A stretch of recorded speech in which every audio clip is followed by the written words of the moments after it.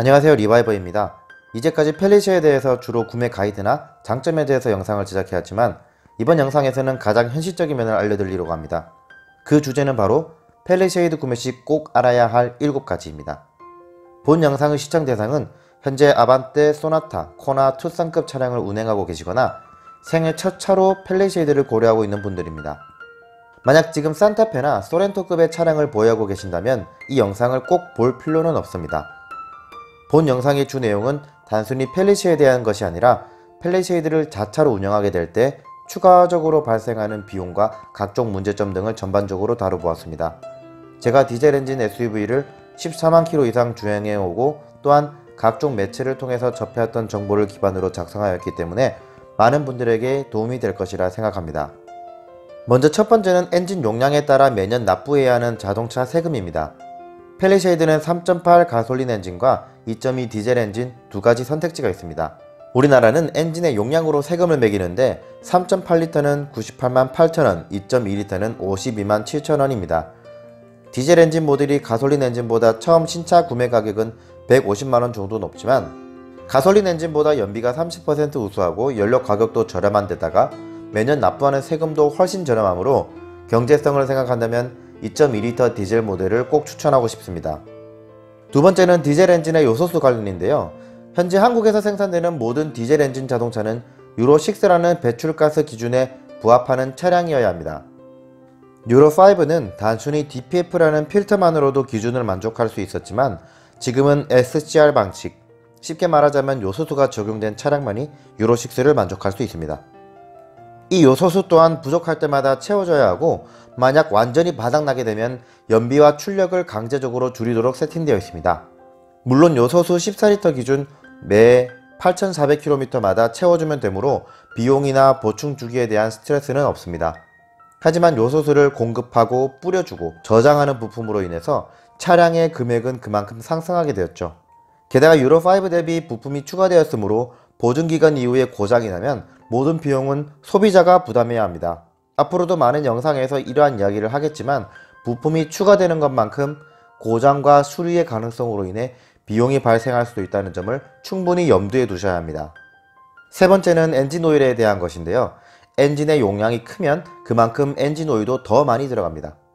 개인마다 다르겠지만 1.6리터 이하의 차량을 운행하셨던 분들에게는 이 또한 부담이 크겠죠. 게다가 디젤 엔진의 경우 서비스 센터의 수리기사님들이나 주변 사람들은 디젤 엔진은 오래 타다 보면 진동과 소음이 심해져서 고급 합성 엔진 오일을 넣으라고 권장을 하는 경우가 많습니다. 제가 구독 중인 유튜버의 경우 아우디 A6 3.0 차량 29만 km 운행까지 엔진 오일 교환 비용이 2천만원이나 들었다고 할 정도니 어느 정도 짐작이 가실 거라 생각합니다. 고급 합성 오일의 효과가 얼마나 큰 차이를 보여주는지 저도 아직 정확히 확인해 본 적은 없는데요. 만약 이를 실제로 체감하시는 분들이라면 엔진 오일 교환 비용도 만만치 않을 것 같습니다. 네 번째는 디젤 엔진 필터인 DPF에 관한 것입니다.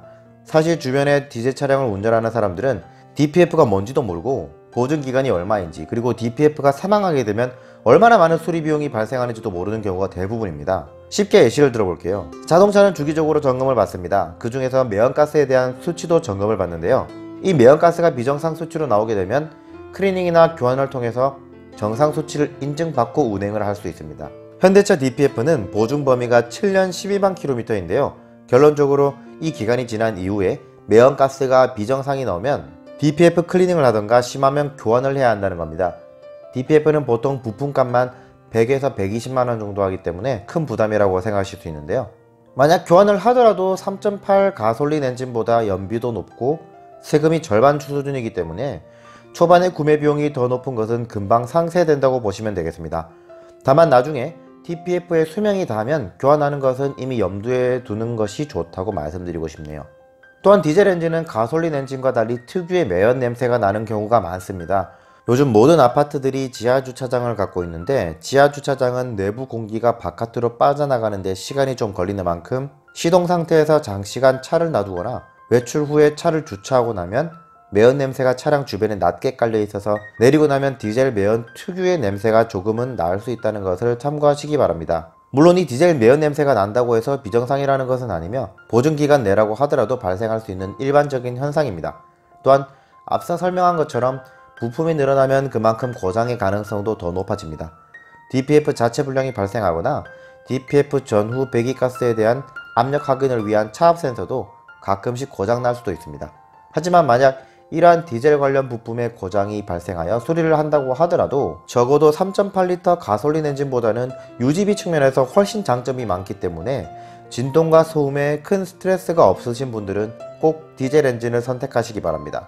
다섯 번째는 전폭, 즉 차량의 폭입니다. 팰리세이드는 전폭이 1960mm나 되는 대형 SUV입니다. 아반떼가 1800mm, 스포티지가 1855mm라는 것에 비하면 정말 큰 크기죠. 물론 그만큼이나 내부 공간은 넓어졌겠지만요.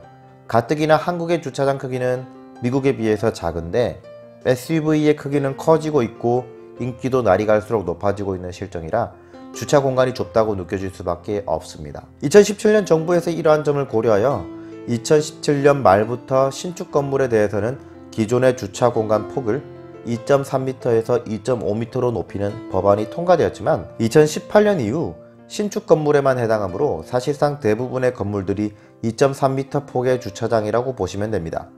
그렇다면 팰리세이드는 좌우로 겨우 340mm 밖에 공간이 나오지 않는데 완전히 중앙에 주차한다면 결국 한쪽에는 170mm 공간밖에 남지 않는다는 겁니다. 물론 차선 폭과 옆 차량과의 공간을 생각한다면 더 나오겠지만 옆 차량도 대형 SUV일 수도 있고 그 차량이 중앙보다 약간 주차선 끝에 주차했을 가능성을 배제할 수는 없죠. 결국 승하차 공간이 좁을 수밖에 없을 겁니다.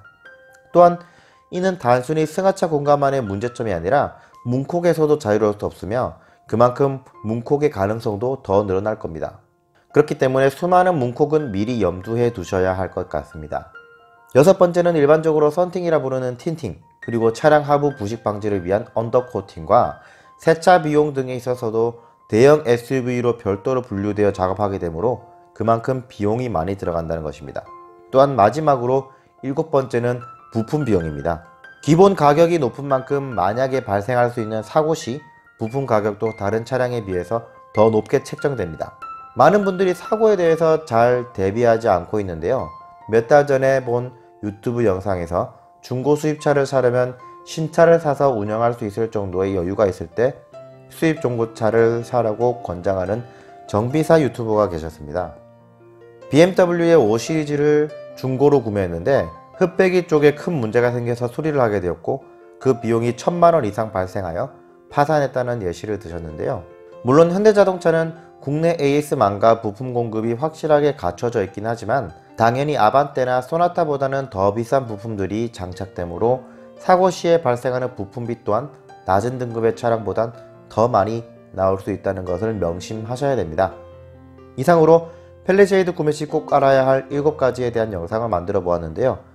현재 팰리세이드 구매를 생각하고 계신 분들께 많은 도움이 되었으면 합니다. 영상이 유익하셨다면 구독과 좋아요 부탁드립니다. 감사합니다.